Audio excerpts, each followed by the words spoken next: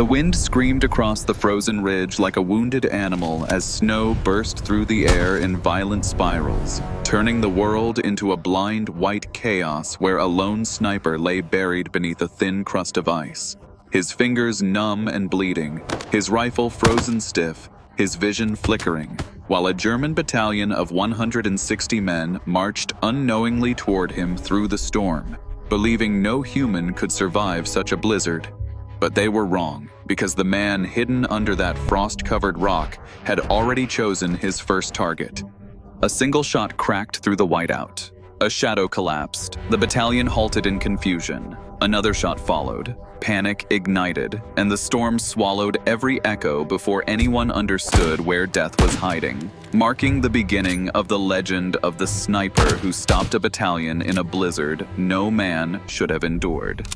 Yet, this was not the start. 1 week earlier, in the dense frozen forests of Karelia, where winter itself felt like a weapon, Mikhail Arseniev, a quiet northern hunter-turned-soldier, had spent months stalking German patrols through ravines and abandoned logging roads. But this mission was different. A full German battalion was pushing north to break the defensive line and encircle 2 Soviet companies near Lake Kallio, and if they succeeded, hundreds would die, so Mikhail volunteered to track them, his only task to observe and report. But the blizzard shattered radio contact and trapped him on the ridge as the battalion advanced through the valley below, leaving him with 2 choices: retreat and doom his comrades, or stand alone against a force 100 times his size. He chose to fight, digging into the snow, anchoring his rifle, waiting as the storm turned the German column into shifting shadows, his breath steadying as he spotted an officer through the warped glass of his scope, the crosshair tightening, a flash erupting, the first target falling, the battalion freezing in stunned still. Hence, unsure whether they were under attack or whether the storm itself had claimed a life, until the second and third shots followed with perfect precision, each one erased instantly by the howling wind, transforming the ridge into a spectral hunting ground as Mikhail Arseniev, cold, half-blinded, and utterly alone, began his impossible stand. The storm thickened until even silhouettes dissolved into swirling white. But Mikhail knew the battalion would not stay confused forever as officers barked muffled orders through the blizzard, trying to regain formation while he reloaded slowly, methodically, each movement deliberate in the freezing air, his fingers trembling from cold rather than fear. Through the distorted scope, he spotted a machine gun crew attempting to set up behind a cluster of half-buried rocks, their outlines flickering like ghosts in the snow, and he exhaled, fired, watched the gunner collapse into the drift, forcing the squad to retreat blindly, stumbling over each other as panic spread like wildfire through the column. The Germans, unable to locate the source, began firing wildly into the storm, bullets slicing through snow, harmlessly scattering ice around his position. Yet each muzzle flash betrayed a rough idea of their line, allowing Mikhail to anticipate movement even in near zero visibility. A lieutenant, realizing the chaos, attempted to reorganize the vanguard, shouting commands swallowed by the wind as he pushed men forward in staggered groups. But this only made them easier targets. Mikhail struck again, dropping the lieutenant mid-step, leaving the group leaderless and frozen in terror as the storm wailed around them. And in that moment, the battalion understood they were facing not a squad, not an ambush, but a single unseen marksman who could see through the blizzard.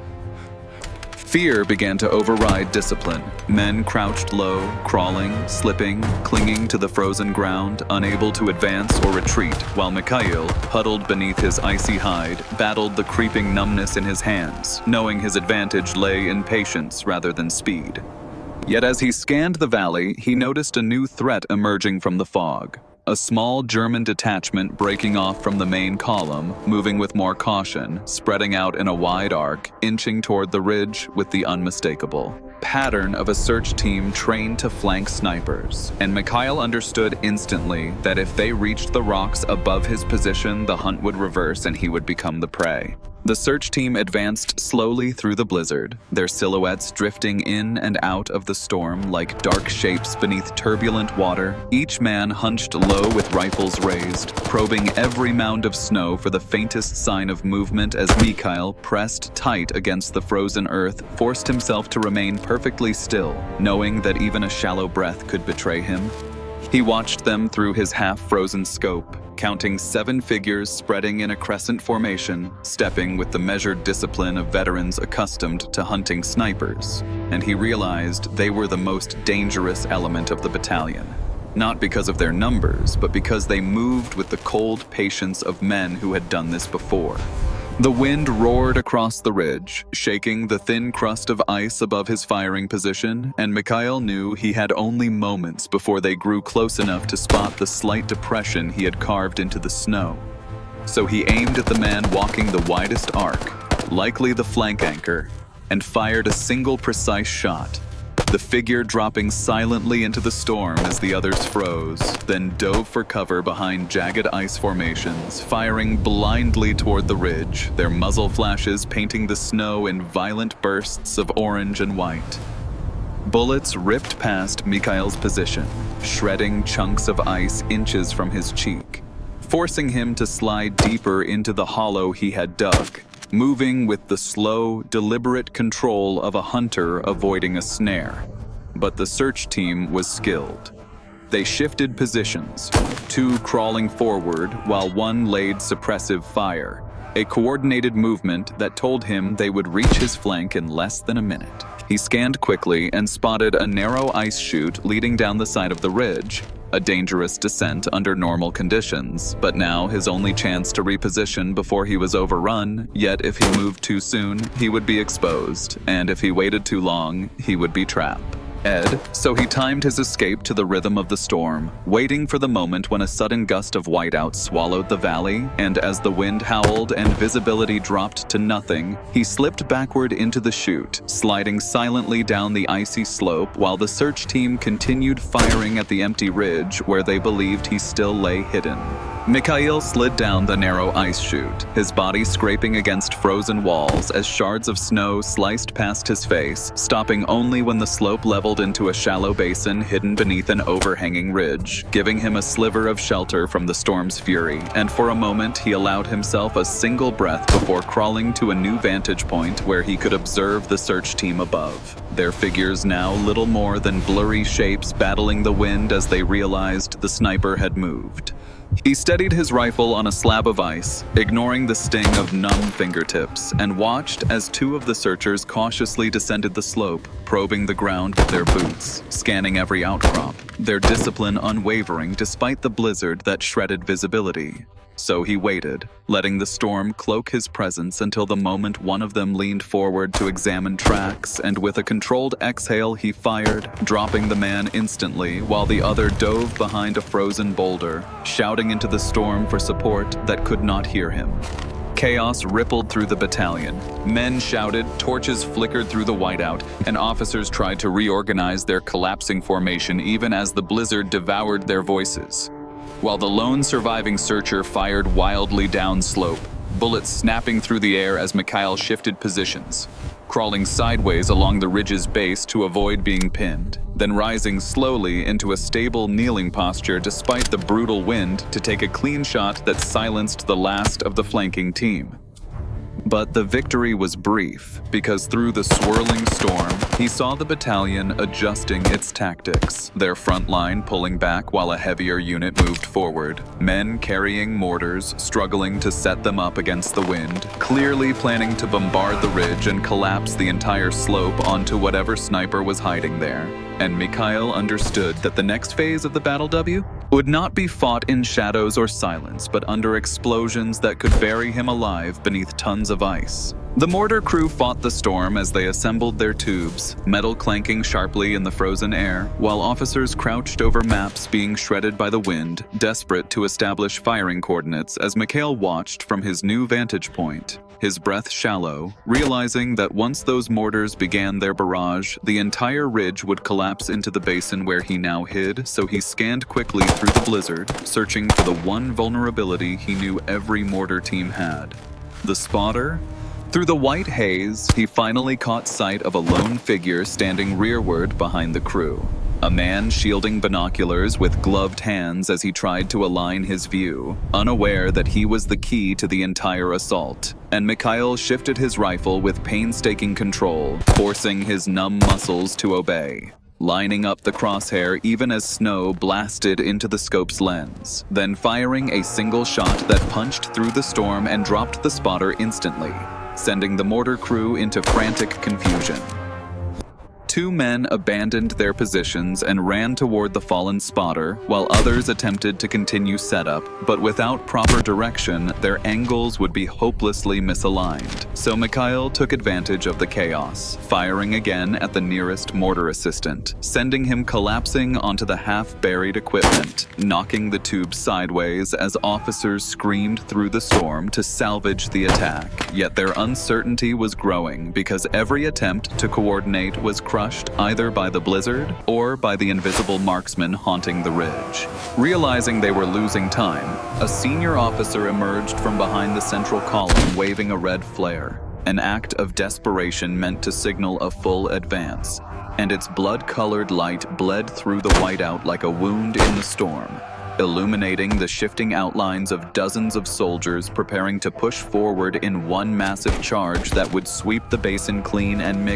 Hale understood that if they reached his slope, he would be overrun, outnumbered, and buried under their momentum. So he steadied himself once more, ignoring the agony creeping through his frozen limbs, preparing for the moment the blizzard and the battalion collided in a single unstoppable wave. The blizzard roared like a living creature as the red flare's dying glow smeared across the storm, revealing the battalion forming into a dense assault column, their silhouettes merging into one dark mass, pushing through the whiteout with brutal determination, while officers screamed commands swallowed instantly by the wind, and Mikhail, watching from the basin's shadowed lip, felt the tremor of boots shaking the frozen earth as hundreds of men prepared to surge uphill in a single crushing wave, forcing him to calculate with ruthless precision whether he could break the charge before it reached his position. He wiped frost from his scope with the back of a shaking glove, took aim at the lead runner, an NCO urging men forward with a raised arm, and with a calm exhale fired, dropping the man and causing the front rank to stumble in shock. But instead of retreating, they accelerated, panic transforming into raw momentum as soldiers pushed past the fallen body, slipping on ice, yet refusing to stop. Mikhail fired again, picking targets strategically. The radio carrier, the man clutching the flare pistol, the sergeant directing the flank. But each shot only slowed the advance rather than stopping it, and soon the column was close enough that he could hear their muffled shouts through the storm. Desperate, furious voices echoing between gusts as they scrambled over rocks and snowdrifts, clawing their way toward the ridge where they believed the sniper was cornered. Realizing he could not hold the slope from his current position, Mikhail backtracked along the basin's edge, moving low and silent as the storm thickened, searching for a defensible perch before the wave engulfed him, and he found it. A jagged notch between two boulders where the wind funneled so violently that visibility dropped to almost zero, creating a natural curtain that could conceal him even at close range. He slid into the crevice, steadied his rifle against the stone, and with the assault now less than 50 meters away, he embraced the deadly calm that had guided him through every hunt before the war, knowing this was the turning point where he either shattered the charge or was swallowed by it along with the storm. The assault wave crashed against the ridge with a roar drowned only by the blizzard's fury. Dozens of German soldiers scrambling up the ice-choked slope with desperate momentum as Mikhail, hidden in the jagged crevice, timed his breathing to the heartbeat thudding in his frozen chest, waiting until the first helmet broke through the storm veil before firing a shot that knocked the lead attacker backward into the men behind him, triggering a chaotic pileup that sent boots and rifles skidding down the slope. Yet the survivors pushed harder, enraged by the unseen marksman, and soon figures emerged only meters away, their shapes flickering in the whiteout like shadows lunging from the void. Mikhail pivoted, firing rapidly but with surgical precision. One shot to the throat of a man raising a grenade, another to the chest of a soldier climbing toward his flank, a third to snap the strap of a machine gun that tumbled into the snow before it could be set up.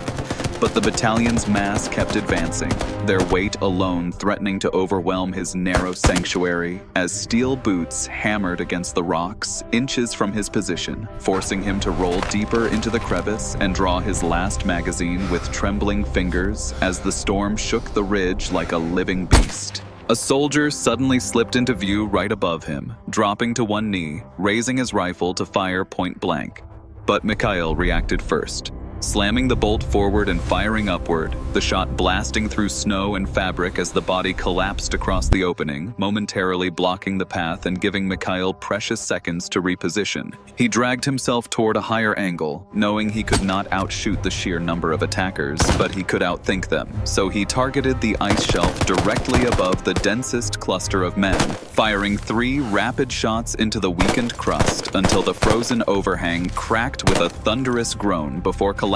in an avalanche of fractured ice and sun. Ow that swept dozens of soldiers back down the slope in a shrieking cascade, tearing the front of the assault apart and leaving the survivors scattered, stunned, and momentarily blind as the storm reclaimed the ridge in a howl of white.